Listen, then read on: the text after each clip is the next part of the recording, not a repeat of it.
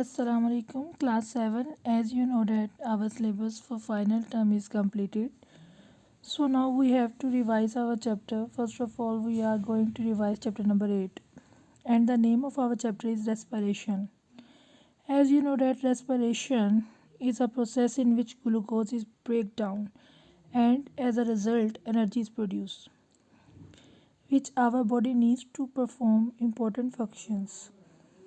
And the fuel that is used in respiration comes from carbohydrates and fats. You know that about carbohydrates and fats. Um, Respiration comes from carbohydrates and fats. Students, there are two types of respiration, aerobic and anaerobic respiration.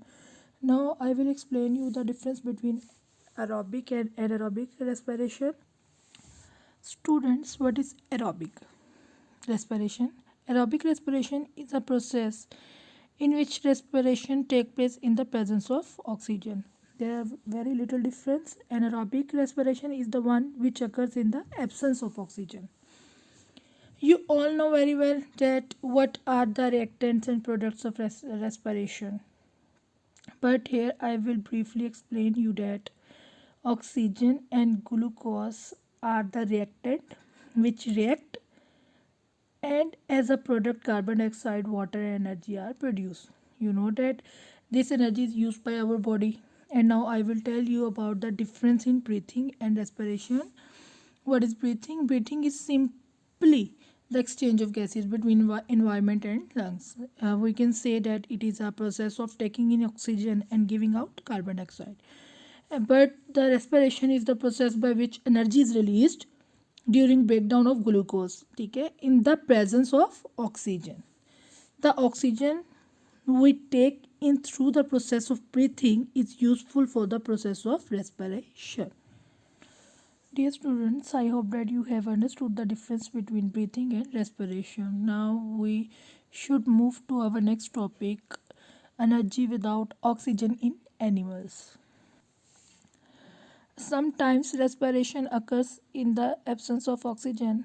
As the result, the products are different while walking fast and running fast. The products of respiration are lactic acid, and a small amount of energy is produced.